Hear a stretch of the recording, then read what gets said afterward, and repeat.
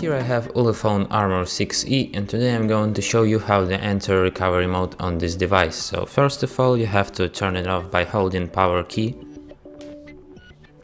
Then you tap power off and OK. Next we're gonna use the combination of keys volume up and power key. Hold it for about 5 seconds to enter boot mode. In the boot mode you have to select first option, recovery mode, by pressing volume down once.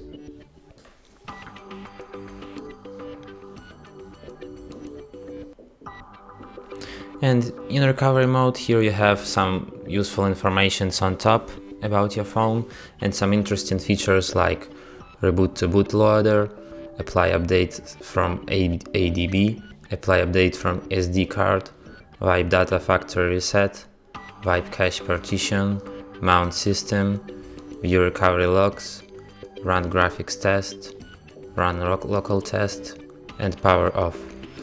To exit recovery mode, just select reboot system now by pressing power button.